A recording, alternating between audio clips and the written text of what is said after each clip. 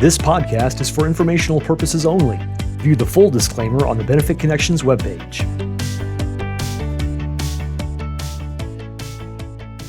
Welcome to PSRS Peers Benefit Connection podcast. In this episode, we're going to continue our discussion on the purchase of service within PSRS Peers.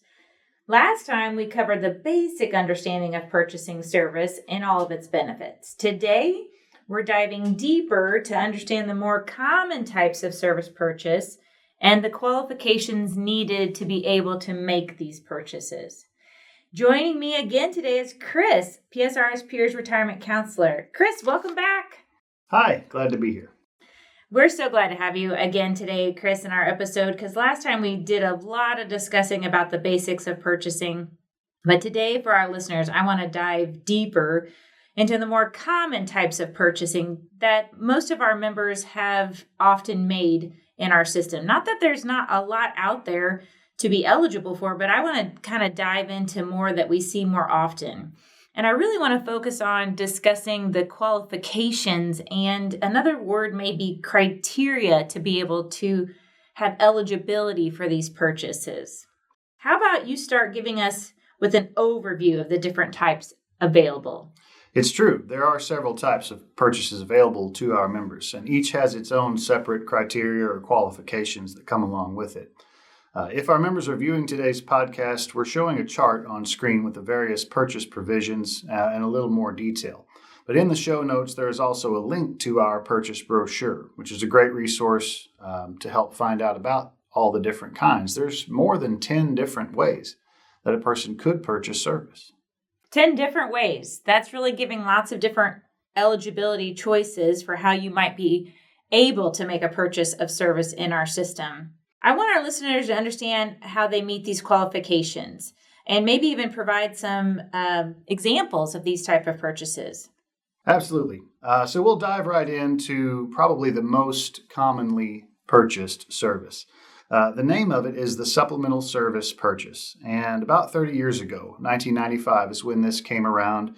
And the only qualifications or criteria that one would need to meet to purchase the supplemental service is to be within 5 years of retirement eligibility. And so this means you are either more than 20 years of service in our system, or you're at least 50 years old. The only real process for this is a very, very basic application, basically just checking a box and signing your name that says you would like to purchase service. So this service purchase sounds pretty simple and not a lot of verification that needs to go with it. The criteria, the qualifications makes me think that this is usually not common that someone can buy it earlier in their career. They need to be, like you said, within 5 years of being eligible. And so maybe do you have an example of how this supplemental might be helpful in a member's case for retirement? I sure do. I have a couple of examples. It could be something that's early in a career if a person started their career later in life. So if they're already over the age of 50. Now, the supplemental service will not add to making a person vested. And so that's important to remember. But it is a great option for those who would be finishing their career and be just short of the eligibility that they may need. And so if they started later in the year or they somehow missed some service without pay and they're finishing their career with 29 and a half years of service, they could do this supplemental purchase application and purchase that final half of a year rather than having to continue into the next year and either work half of that year or the whole thing. So it works great for those who are finishing out and need just a little more service to reach their eligibility. Okay, I like what I'm hearing. So supplemental is really for everybody in our system. They just have to be within 5 years of being eligible to retire. And it could help just give them that little extra service needed to retire maybe a little sooner than what they wanted. Maybe at the end of a school year, right? Like maybe they weren't going to be eligible until November. And if they're teaching second grade, that's not going to be very helpful. So they want to try to go to the end of the school year. So that's awesome. I like that purchase. What if we move on to a different type of purchase? What if a member ever worked in another school, public or private, in or out of Missouri, I think it's called a public-private school purchase. Absolutely. All of our other purchase provisions are based on some kind of service before a person worked in our public school system. And it is very common that there was other service for another school, another public school in another state, and also a private school or university that could be here in our own state. The qualifications and the application process involves sending the application to that school for them to verify, or if they were a member of the retirement system, to that retirement system to verify. But for example, if I had done 2 years of teaching in Iowa, and then I left and came to Missouri, I could apply to purchase those 2 years of service into my Missouri account to help further my career and get my retirement to come sooner. So a couple things with this public-private school purchase. One, you talked earlier about how supplemental wouldn't help me get vested. Could, if I purchased prior work history that I worked at a school, help me get vested?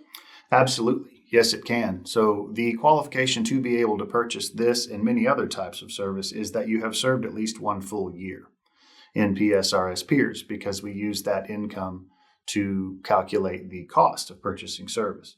But it would absolutely be the case that in my prior example, if I had served 2 years in Iowa, I came to Missouri and served 3 more, I could purchase those 2 and have 5 years vested here in the PSRS system.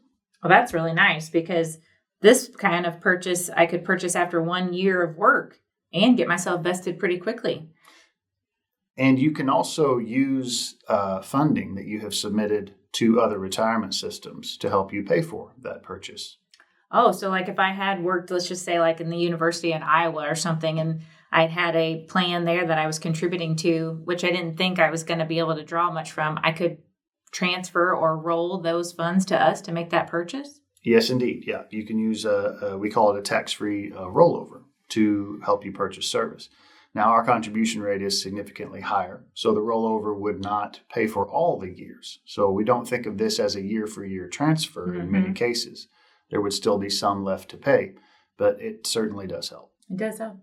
Well, this is exciting. So if I worked in another school, public, private, in or out of Missouri, I could verify that time with that school/retirement system, have it verified, and purchase it. Do you have an example of this helping any of our members that you've worked with recently?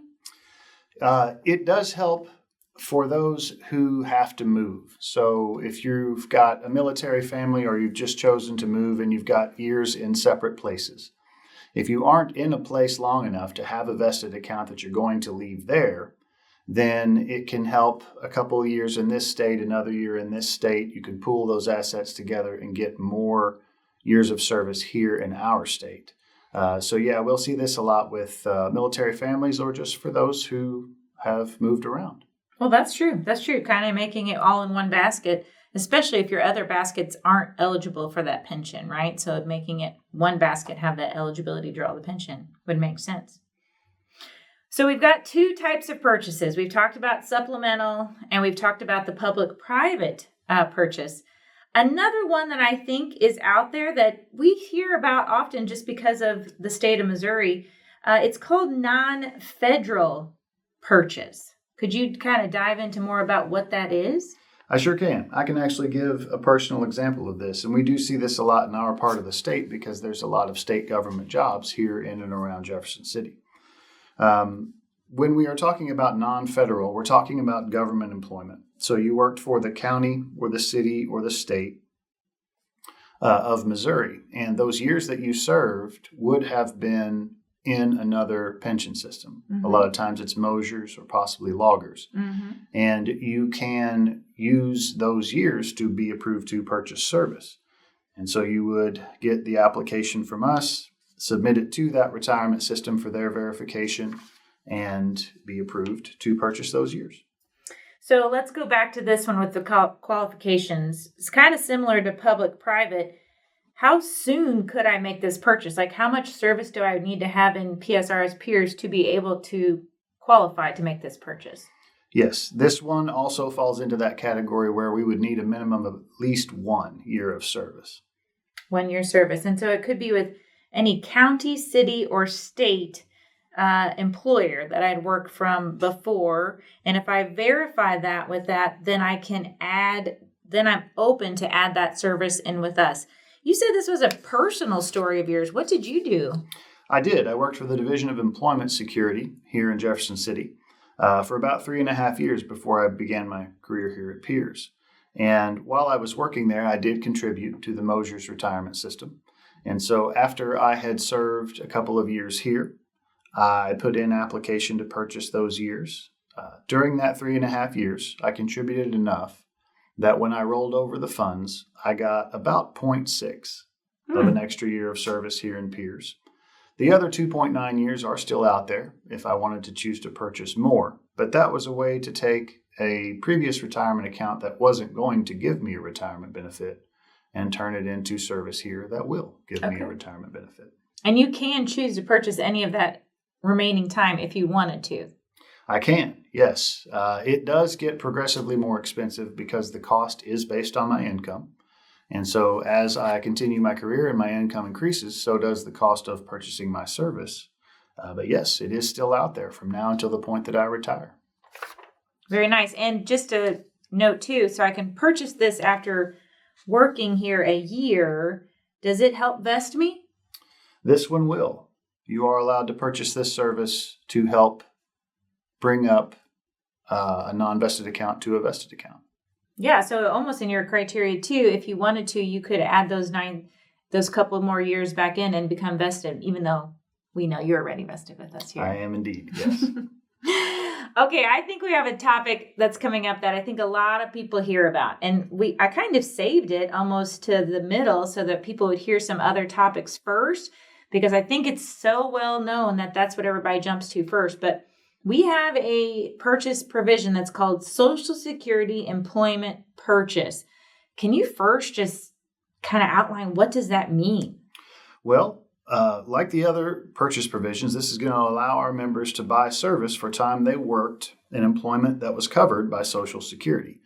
Because so many people had a regular job before they began working in a school, they did some form of Social Security covered employment. And this would apply to any work that was done after the age of 18, but before working in our retirement system. In my own example, I was a cook, and I was a waiter, and I was a salesman, and those kinds of regular jobs would qualify. There are a couple of differences in the Social Security application as far as the approval, and there are a couple of misunderstandings about how it's paid for that I would also like to mention. Well, I would like you to go in that too, because I kind of hear some people say, well, I'll just use my Social Security funds to pay for it. Is that true? That is not true. That is a common misunderstanding. The only thing you'll ask for from the Social Security Administration is a statement that proves that you did the work. The funding that you put into Social Security is not used to pay for your purchase. It may be used to eventually pay you a Social Security benefit, but you don't have any access to it prior to that. The qualification or criteria for the number of years of service that you need to be approved is also different. For this provision, you do have to be a vested member already, meaning you have to have 5 years of service credit on file to be approved for the Social Security purchase. So let me recap what you've just said to make sure I understand it all. So first off, I could not even apply to make this purchase until I've been with the system of PSRS or Piers for 5 years. That's correct. Whereas some of the other ones were a year. This one is 5 years. And then to verify my prior work, that's what the Social Security Administration is doing with documentation, correct? Showing that, yeah, I was a cook or I was a waiter or I did construction. It's just that documentation is being proven from them. No money's coming from them. That's correct. In fact, you do have to pay them for the documentation. It's called a detailed earnings statement, and they do charge, I believe the current cost is $61. And so you would contact Social Security Administration and pay the fee, and they will provide you with the proper statement that you need to make application. And just to make sure too, so sometimes, everybody's trying to do a little extra here and there. If I am working in Missouri Public Schools full time, but then I also do waitressing, right? Maybe on the weekends. Could I have that time verified? Unfortunately, in most cases, no, because when you are working in our school system, you already own those years. And so Social Security covered employment that is concurrent with service that you already have couldn't also be purchased. In any given school year, you're allowed to own one full school year. The only case where that would not be would be if you didn't earn a full school year. So if you were to start later, leave early, or have unpaid time in the middle, you could possibly use this purchase to fill that in. But if you already own one full year, that's as much as you're allowed to own for that year. Okay, so I've heard a lot of key points here because I can see how this could be super confusing for listeners. But when I think about Social Security employment purchase, I'm thinking of it's work that I did before I came into Missouri Public School System. And it's work that I almost call it normal jobs, right? That I obviously paid into Social Security, and therefore they could verify that I did these jobs. And I shouldn't say have to, I could not even apply for this type of purchase until I've had 5 years within PSRS peer system.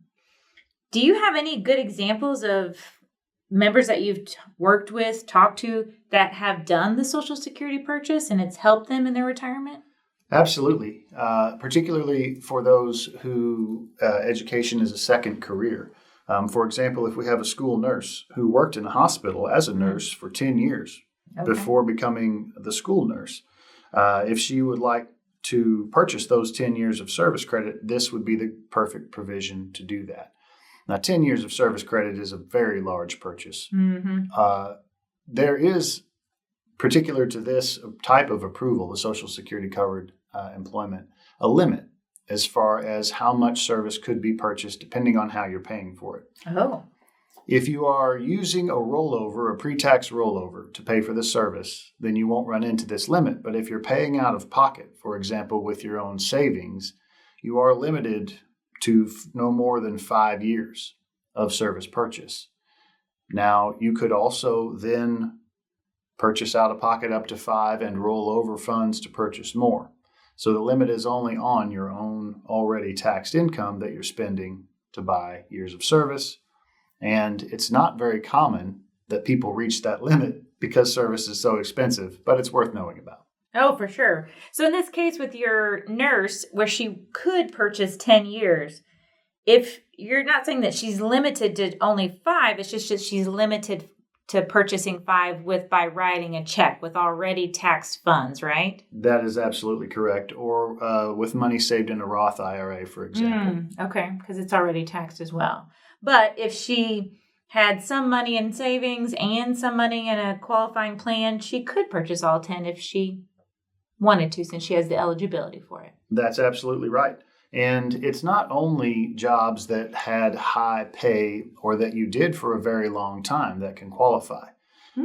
We can piece together part-time jobs that people did during the summer. We can add in short employment, even if you had very low earnings. As long as you earned enough to earn a Social Security credit during that time frame, you can still be proportionally approved to buy service with this provision. I see what you're saying. So even like in my case, when I was working part-time during college, right? I was a waitress at a pizza place. And so all that part-time work would never be the full-time, but they could piece that time together for some service that I could purchase. Absolutely. Yeah. And for those who are looking for as much service as possible, they can add those small employers to the statement. We'll get them all approved, and it can accumulate to be enough for them to purchase to reach their goal. Awesome.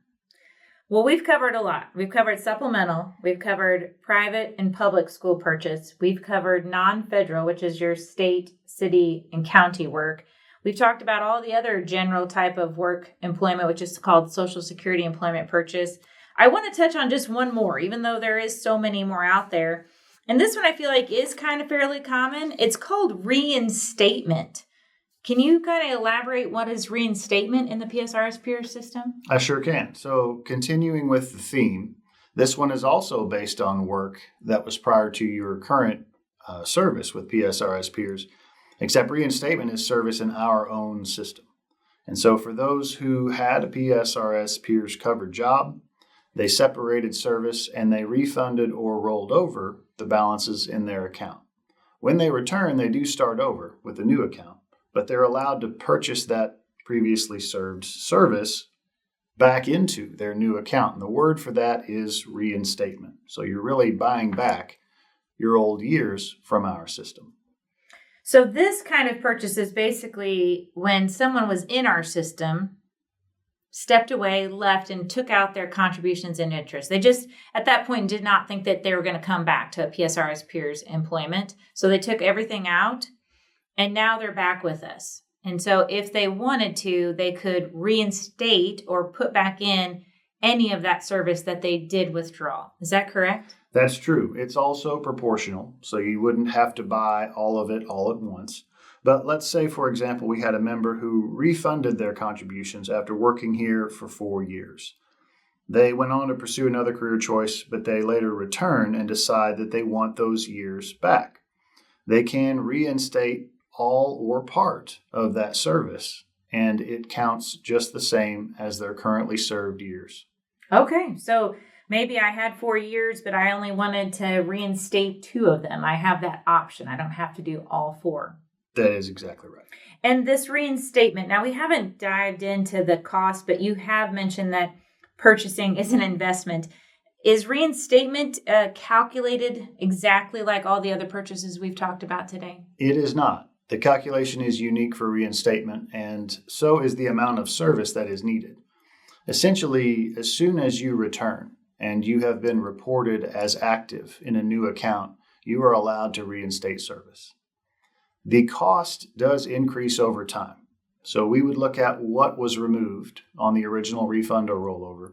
We would calculate how much interest it would have gained had it been left in our system, and that allows us to calculate a cost of what you would currently have to pay. We recalculate that each month, meaning that sooner is better than later if you're considering reinstating service. It can get to the point if reinstatement is old enough, but it takes a long time.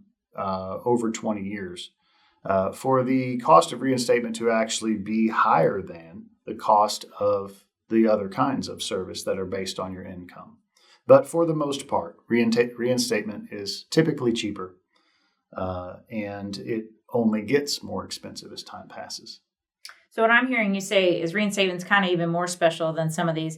There's no criteria of how long I have to have worked. As long as I'm back as in employment in PSRS peers, I could reinstate any or all of the amount that I did take out. And what I think you're saying too is if I do it sooner than later, it could be more cost efficient for me. That is absolutely right.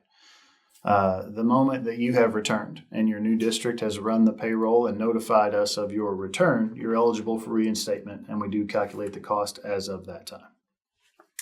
Well, this has been super enlightening. Our listeners, if you're considering any kind of service purchase, be sure to talk with a PSRS peers counselor such as Chris to help understand how it fits into your overall retirement plan. I would say that I do get to talk to some members often, and sometimes purchase makes sense, right? It makes it retirement more efficient, more accurate, more what you need, but sometimes it doesn't make sense. And I think the key points that we tried to illustrate today is number one, there are requirements and qualifications for purchasing. So it's not that you just can pick a number of years, you have to have an eligibility or a criteria or qualifications that you meet. We've also talked about how the purchasing has different impacts. Some of them helps you get vested sooner. Some of them you have to have 5 or more years of service before you could even consider making those purchases. And then we've touched on a little bit today the financial considerations, right? So again, sometimes when you think about it, it makes a good choice as a good investment, but other times it may be something that you are not ready for that investment at this time for. So thank you, Chris, and thank you to our listeners for joining us. Be sure to check out our website for more information and in the show notes, and stay tuned for our next episode on the PSRS Peers Benefit Connection podcast.